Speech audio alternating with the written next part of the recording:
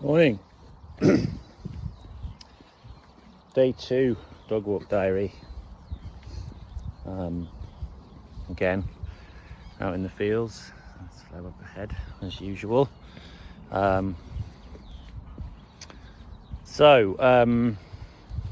Episode 2 of Coach Education is Broken. And this one is called Change the Paradigm.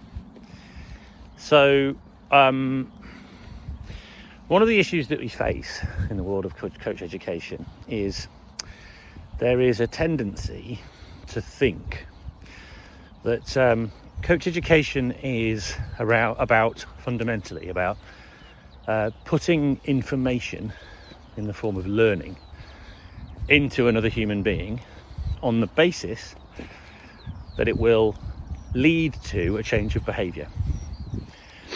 And so in the previous episode, we talked about how the model we use for that, a largely transactional model, is flawed. And the delivery mechanism is flawed. More about that to come. But one of the things that we need to also do is we need to think about the sort of learning paradigm and the situation that people are in a different way. So the vast majority of coach education starts from a position of deficit. The assumption is that there are human beings who have some kind of a knowledge deficit, i.e., they don't have some skills, or they don't have the required information to be able to do coaching well. And the assumption is then that if we provide them with some kind of an educational training course of some kind, that we will then they will go away with all of the relevant information, the sort of the do's and don'ts that they need to do to go and be coaches, and that's it. Now the assumption as well is that that those people don't have these skills already. Nobody does. Everybody has to go through this course or go through this learning program to ensure that they have that. Now, some of that is driven by sort of a compliance mentality, which is we need to be seen to give people this information so that we can say that we've given them the information, and then potentially, if those individuals transgress or fail to kind of do those things, then there is a mechanism for the training organization to say, well, look, it's not our fault, we provided the training. And that's a flawed concept, because the training organizations, particularly if they're a governing type of organization, do need to take a little bit more responsibility than just I've done the training, therefore it's good. They need to also be thinking about, well, actually I've provided the training, but we're also going to work beyond that and ensure that those individuals are supported to be able to work in those ways. Now, again, we'll come on to that in future episodes, but from now, this model, this training model, which involves I put information in, we get change of behaviour out, is a flawed construct because of this position of assumption of deficit. So what if we flipped it round, and to use the language of Stephen Rolnick, who is famous for doing a lot of work with motivational interviewing, done a previous podcast on that, if you want to search that up, but he talks about this notion of having our strengths lenses on. So when we talk about helping people with process of change, and this is done in the world of addiction training and addiction therapy and this kind of stuff, when we see that there is a process of change to be done, what we can do is use our strengths lenses to understand where people are already strong. And once we've understood where they're already strong, we can look to build on that and help them to develop. Now, coach education doesn't assume that anybody already has any strengths. It just assumes that everybody needs to have this information because they at the moment don't have it. Now, people come with a lot of different experiences. You know, they come with, they have a lot of, backgrounds. You know, so some people have worked as youth workers, or they've done volunteering, or they're teachers. They're teachers. So they're parents, and they've, worked with children a lot, or whatever background, lots of different backgrounds with a lot of transferable skills. And some people also have a proclivity towards guiding and helping others. Some people have got in-depth experience of the activity itself, particularly some elite athletes. And the assumption is that none of that matters, because everybody has to do this kind of core training. And if you go across the sort of sporting landscape and ask, training organisations to say, look, can you look at my skill set and my knowledge base, and the application of those in practice?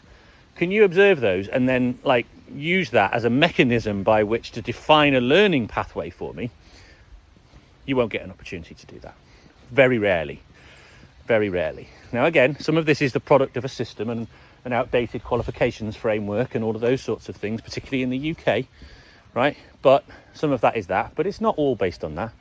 Some of it's based on some, other constructs that, that don't help with this. But fundamentally, what we need to be thinking about is we need to be thinking about the ways in which we can get people to...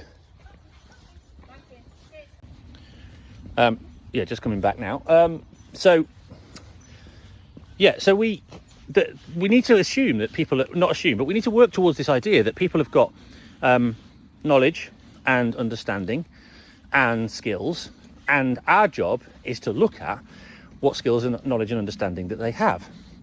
And in so doing, we can then determine what their progress could be.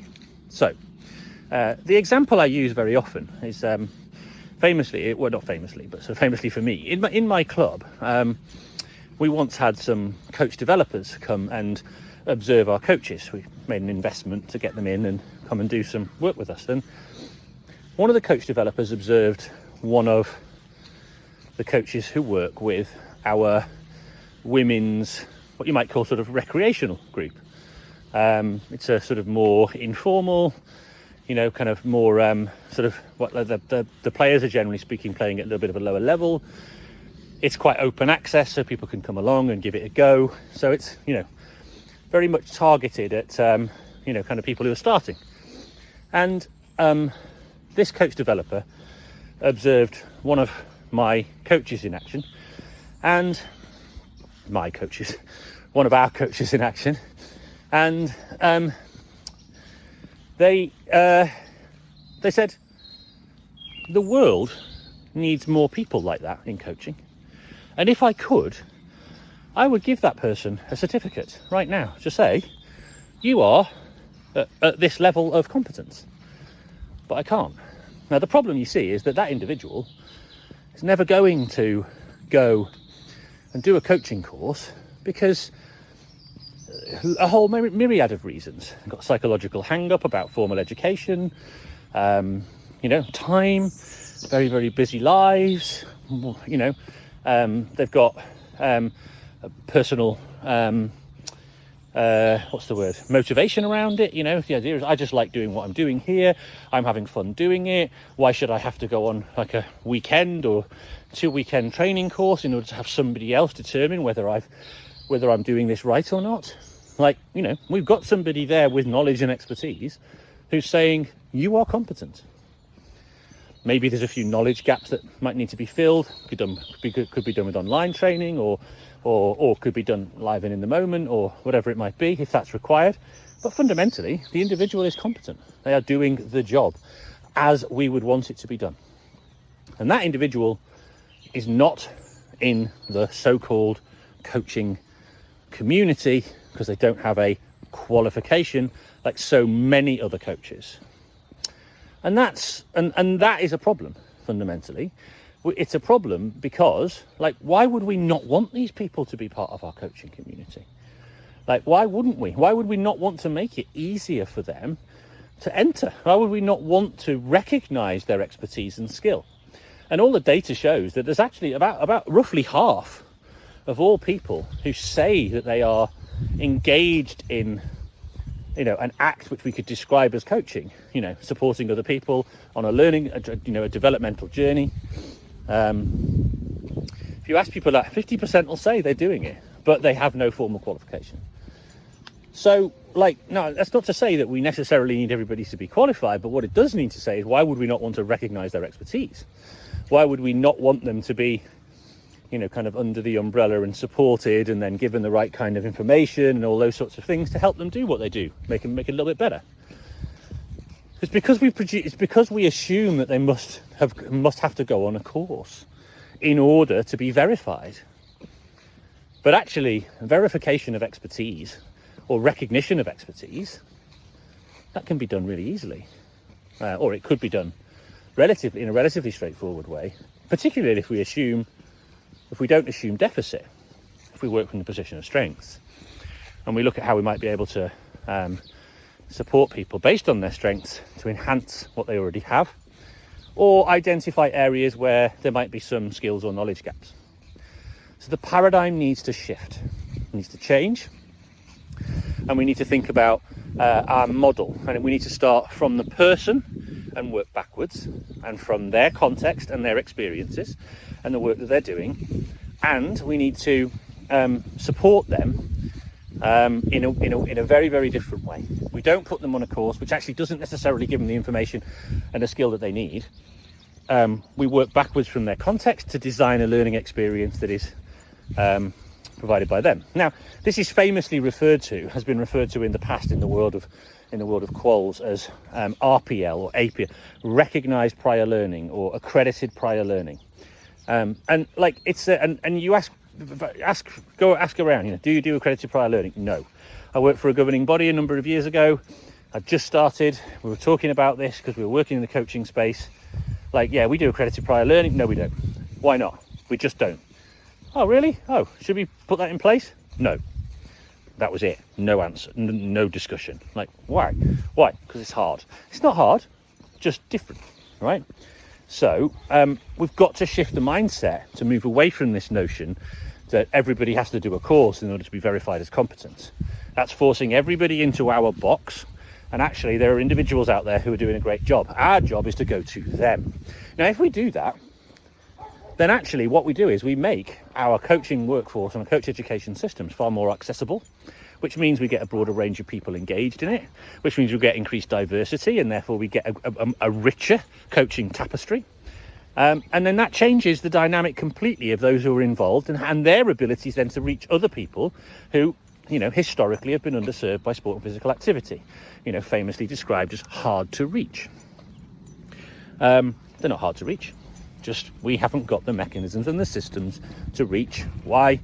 Because we force everybody to come to us to do our course. And fundamentally, so we get potentially more diverse workforce, but also it helps us with the growth of participation, because if we're interested in growth of participation and we're interested in developing talent, then surely we want the most competent practitioners we can find. And actually, if they're already there, why don't we just get them involved more often? Instead of only having the ones who've got the time or the inclination or the resources to be able to engage in our learning programs. So there you go, episode 2. As always, I'd love to hear your comments, any feedback, any thoughts. Please share this with others, because we need to sort of grow this idea, and we need to start to create a bit of a movement around coach education change. And there's a big appetite for it, particularly amongst coaches and actually amongst those who design some of these experiences. There is a big appetite, but we need to, it's going to need more of a groundswell of opinion in order to bring about this kind of transformational change. Anyway, hope you enjoyed. See you for episode 3.